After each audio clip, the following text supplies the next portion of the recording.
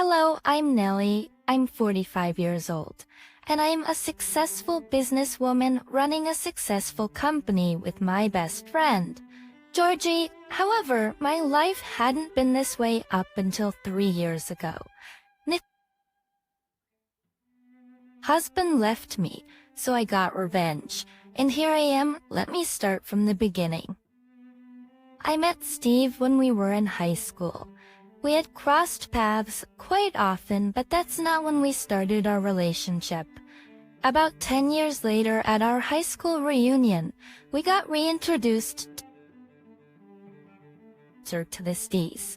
I remembered Steve being this nerdy and skinny-looking guy, so I was pleasantly surprised to see him looking taller and more muscular.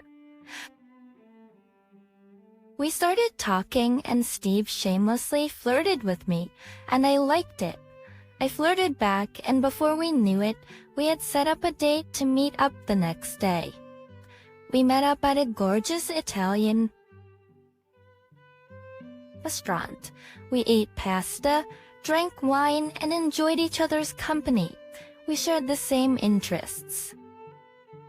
So tell me, what's your big dream? Oh, that's something I have to think about. You must have some sort of big dream that nags you every day. Oh, then what's yours? Give me an example. I want to own my own house. Now it's your turn. Not a bad dream. And I guess I want to run my own successful business. I'm tired of living paycheck to paycheck, I'll get that. Maybe if we last, I could help you with that. I would like that, not because you'd help me. I don't really care about that. I would like us to last. I couldn't help but smile. I had a degree in business management, so theoretically, I had all the knowledge. Steve worked a minimum-paying job at some firm where he did data entry. I understood how living paycheck to paycheck was because I grew up living that way with my family. I liked him and I wanted to help him. That one date turned into many more. Before I knew it, we were practically living with each other. So I decided to just let him move into my place. My place was the bigger one, I think about a year and a half after being together. I decided to help Steve start a business. The first few months were filled with us brainstorming ideas. I had quite a lot in savings, so I was willing to provide a portion of the funds. Steve had a couple of friends who were down to help him and invest in his business. I remember the night we registered his business. It was nerve-wracking because we knew how risky it was. But we knew that no matter what happened, we had each other. I remember the night we registered his business. It was nerve-wracking because we knew how risky it was, but we knew that no matter what happened, we had each other. I held onto that hope and kept going. We began to pour long hours into starting the business. I would love to say that the business took off immediately, but we struggled. It was only the two of us working, and we were yet to break even. But we gave it a couple more months, and the company began to gain traction. We began to get many new clients, and we're in a pretty comfortable place to hire more people. When we had about 10 employees, Steve thought that we had made it. I remember laughing and telling him that I believed he was capable of so much more than just this much. But Steve was elated, and to celebrate this huge achievement, Steve took me back to the Italian restaurant where we had our first date at. It was there that he proposed to me. Of course, I was beyond happy. I cried as I said yes. Let me tell you, juggling a baby company along with wedding planning was not easy. I lost countless nights of sleep because of stress. At some point, Steve and I debated just eloping and not worrying about planning a huge event. But we also knew that this was a big event we had always wanted. We were in a great place financially, and we wanted to splurge. I wanted to celebrate my love for Steve in front of all our family, and the year after we got engaged, we did just that. Yes, our wedding was a big celebration of our love. We danced and laughed the night away. I was happy to be able to spend the rest of my life with Steve. After the wedding, we focused fully on the business again. We worked our butts off to get it fully off the ground, and our hard work was rewarded. We slowly began to climb and gain recognition. Pretty soon, we were doing more than breaking even. We were profiting like crazy, like making millions. The first thing we did when we had a lot of money was buy our own house. We were slowly able to let go of the reins a little because we had enough people working under us. Then, one day, Steve approached me to tell me something. We need to talk about something. Is everything okay? Yeah, it's just, I think I want you to stay home. I thought I would really, Brad, you know I feel. Why? I might do something wrong. No, it's just I think you deserve to rest at home. And I love working with you. I do too, but I won't work much anymore. And you still do. I don't like that. Oh, you want me to quit working with you because you feel emasculated? No, I just wanted you to stop working and relax a little. You deserve it. I don't know.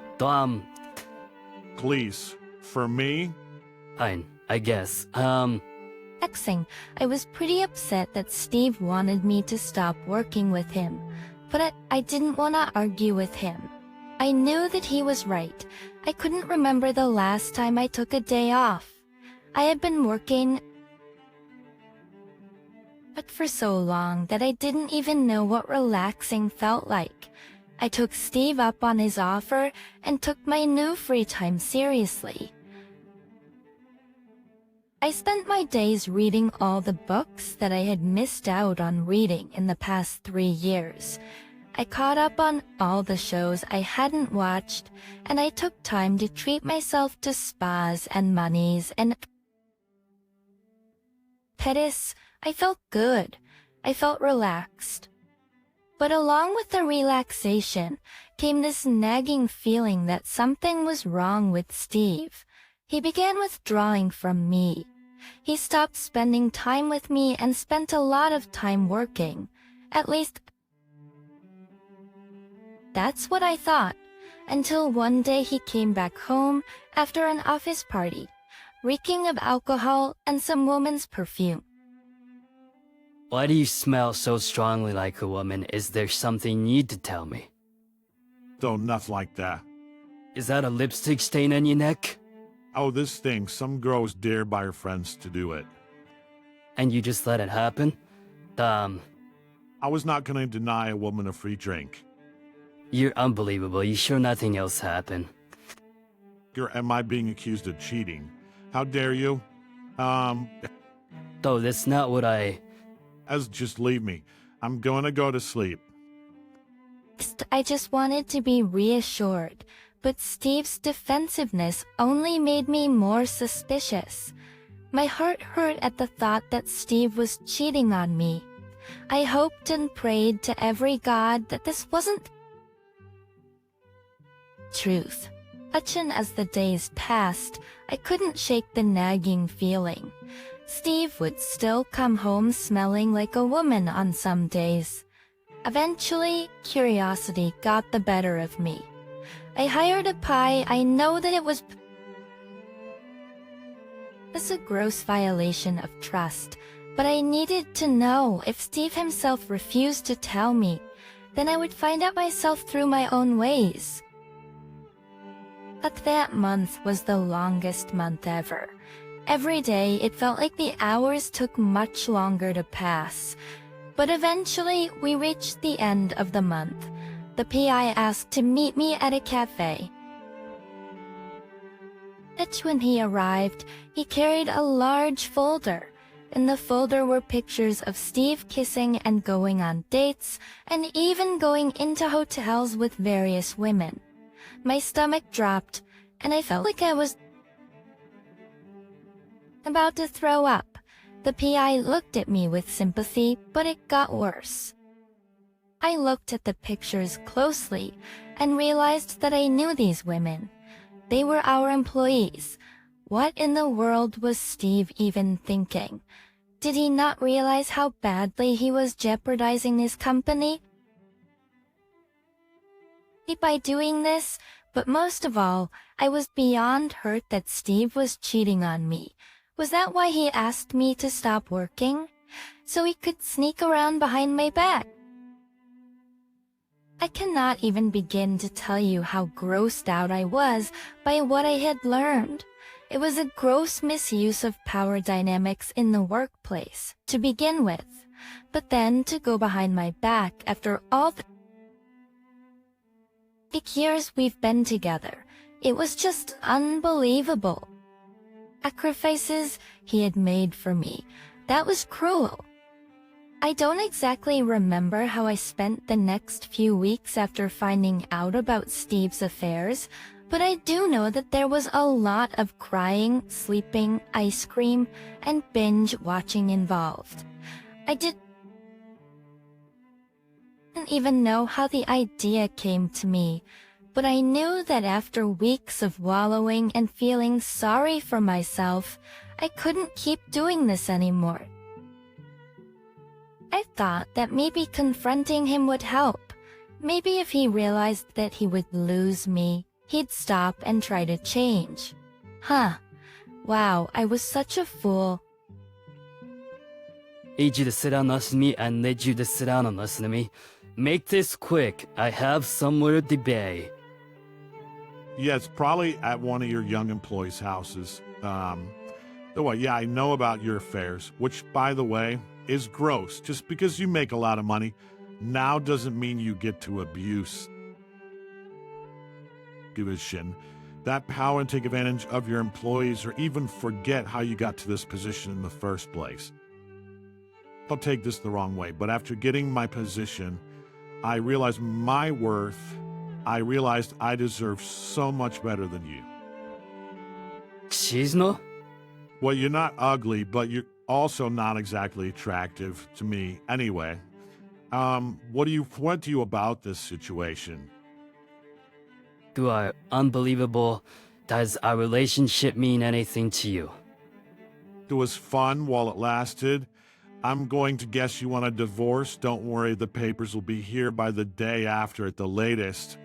As a token of gratitude, you can have the house. I have to go.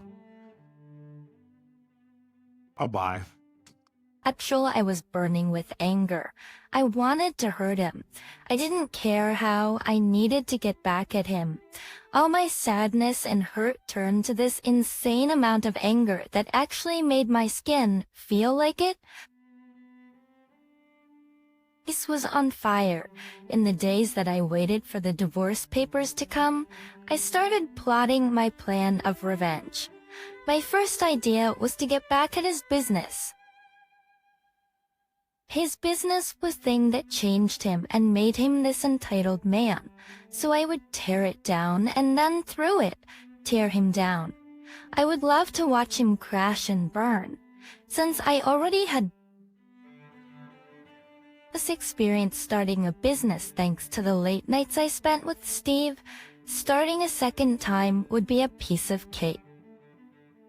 This time, instead of being two inexperienced people starting a business, I invited my best friend, Georgie, who had opened many successful businesses herself, to help me out with my new venture.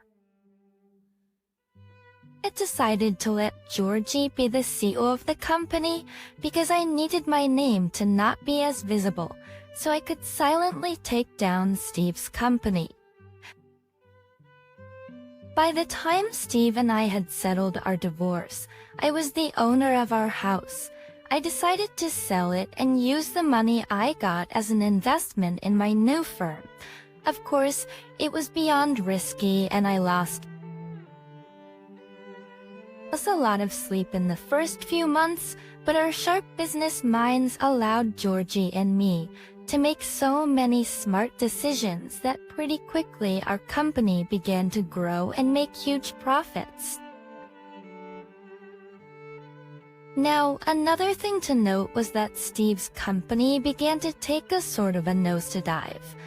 Steve took too much advantage of the fact that he was fully free and partied too hard.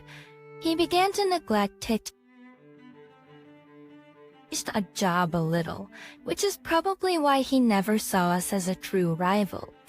I knew that if I had been there, a company like mine would have had me panicking. But Steve was too busy partying and sleeping. This without any woman who was young and gave him some attention. Georgie and I steadily expanded our firm. We began to hire a lot of people and expand our markets. We also heavily monitored the stocks of Steve's company. Georgie and I come up with our next course of action after we had one too many glasses of wine. I'm grateful for you. Oh, honey, I hardly did much. Most of this is all your hard work, plus, I would never turn down the opportunity back at Steve. You never really liked him, did you? As Amanda saying, he manipulated you into funding his firm and working there for free, and it was so risky, and then he completely ditched you. Are you sure this is all the revenge you want to get on? I was out there. So what do you mean? We're being his firm in the markets, and we'll soon be the #1 firm. What more can we do? Look, this is the kind of revenge a friend would get on their other crappy friend. Not the kind a betrayed wife would get on her ex-husband. How about we buy out his company? Look, this is the kind of, revenge a friend would get on their other crappy friend, not the kind of, betrayed wife would get on her ex-husband. How about we buy out his company? Buy out, you say? Are we possibly gonna do that? I don't think we have, that kind of money, and I don't think Steve would be willing to give up his cash cow, and... We definitely don't have the kind of money to buy it. But you know what we do have money for? Stocks. We buy the company's stocks. How much? Oh my god, we buy a majority of the stocks, and then we get to make executive decisions, and holy cow, you're a genius. I definitely am. You're welcome. It took a couple months of monitoring Steve's company stocks, and we began to see a huge dip in the prices. We decided to swoop in and buy about 25 of their stocks. It gave us an exclusive veto and a place at the table to make executive decisions as planned, and now we began slowly destroying the company.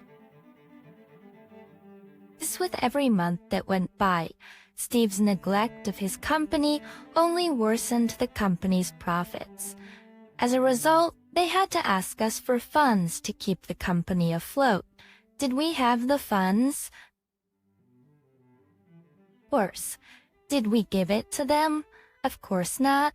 We also did not allow them to raise funds via their other investors and stockholders. Their company began to crash. Georgie and I watched gleefully as they struggled to stay afloat. Of course, they ended up getting really desperate, so Georgie asked to have a meeting with the board of directors of Steve's company. Steve never showed up, of course. But but in an effort to not let the company totally fall through, they decided it was best to sell the company, since they had the majority vote. Steve wasn't really needed. We bought their company for practically nothing. And wow, the rush of happiness and satisfaction at what we had accomplished. While the paperwork was still being processed, which was about 2 days after we bought Steve's company, Steve showed up at my house. I don't know how he found my address, because a year after my... Steve, what are you doing here? I don't know how to tell you this. It's embarrassing, actually. Spit it out, Steve. I don't have time for this. I've been thinking a lot recently. I realized that I've really missed having you in my life. If you don't mind, would you come back to me? How come the sudden missing? Is it because your company's dying? How do you know about the company situation? It hasn't been released anywhere as yet. Feinstein, well, to answer your first question, I'm not interested in coming back to you. To answer your second question, you're gonna miss more than just me. You're gonna miss your company. I just bought it. Yeah? I just bought it, Steve. You really should have paid more attention to your firm instead of partying and sleeping around. You knew it was my biggest dream to own a successful company. You're unbelievable. Well, I tried to tell you that it was unfair, that you were leaving me after I helped you start your business, but you didn't care, and neither do I. I wish you all the best. Goodbye. At the door in Steve's face with a smirk on my face. I felt great. It was exhilarating to watch Steve fall from his high horse in the days that followed. My company had officially bought Steve's, and the media was made aware of everything.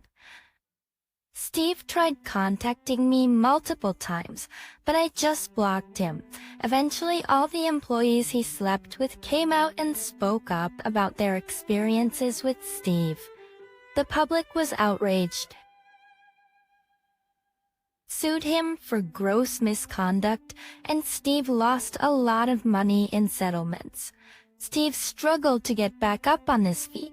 He went as far as to email me to help him out financially because I was the one that got him into this position. I wrote him a pretty strongly worded email letting him know that he was the only one responsible for where he was at. I refused to help him, and if he continued to try